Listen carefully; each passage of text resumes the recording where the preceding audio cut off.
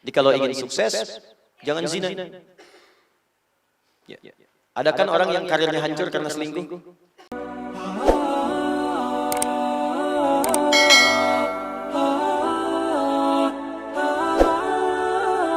Surah An-Nur berisi 10 pokok cahaya kehidupan.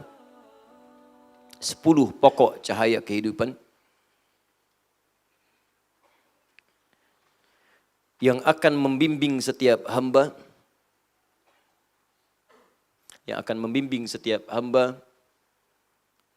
untuk mendapati kemudahan, kenyamanan, dan kesuksesan hidup.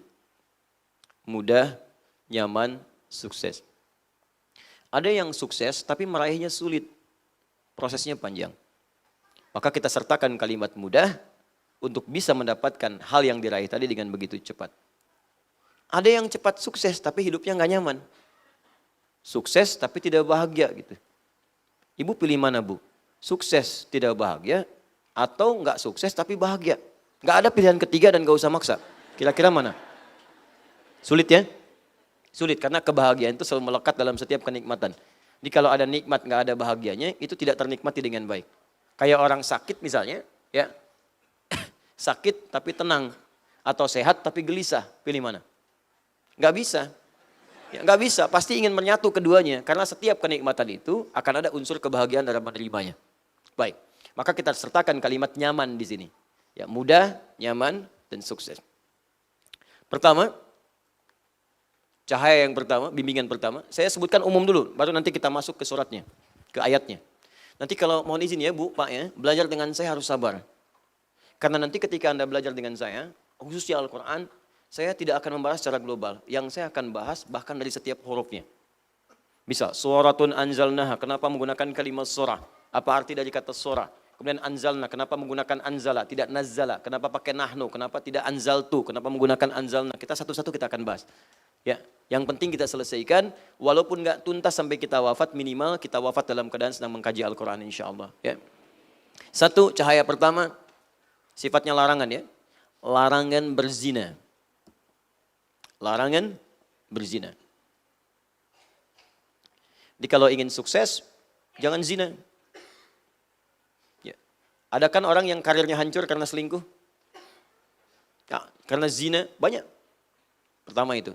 Nanti kita turunkan pelan-pelan. Kedua, larangan menuduh tanpa bukti, fitnah. Larangan menuduh tanpa bukti, fitnah. Coba lihat, banyak orang hancur karirnya, hancur martabatnya karena fitnah.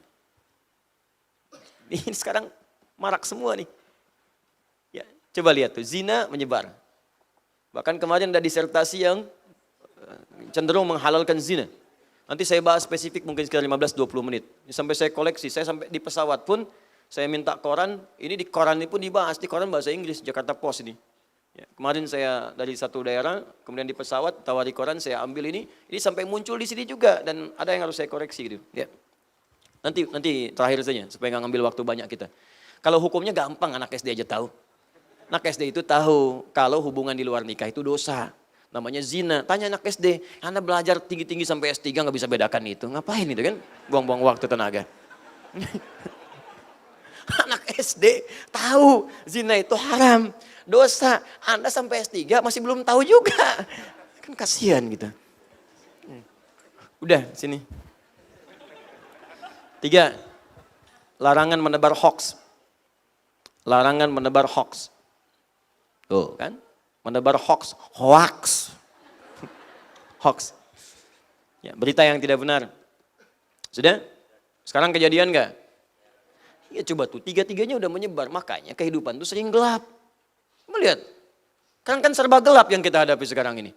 Kerusuhan di mana-mana. Ribut di mana-mana. Saling tuduh di mana-mana. Berita hampir tiap hari tuh. Hampir tiap hari kok jelek terus gitu yang muncul. Mabuk di sini. Pembunuhan terjadi. Kecelakaan begini. Ini hampir tiap hari. Buka deh tiap hari. Saya hampir tiap hari itu saya jajarin tuh berita tuh. Mulai dari ini. Detik.com, Era Muslim, Hidayatullah, Republika, CNN, BBC. Baca semua. Hampir musibah tiap hari itu. Gelap. Apa enggak ada tiap hari berita yang menenangkan?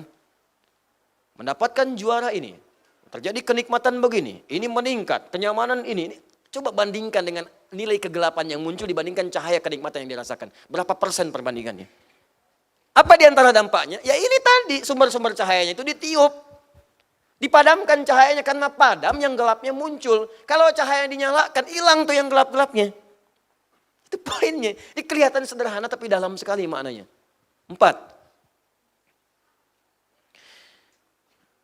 Menampilkan hikmah di balik setiap musibah. Menampilkan hikmah di balik setiap musibah. Biasanya kalau orang kena musibah kan suka merasa gelap kan? Tiba-tiba kena PHK gelap, pulang lunglai, padahal matahari terang, tapi badan jadi gelap gitu kan? Mata gelap, selera nggak ada, ya? Baik.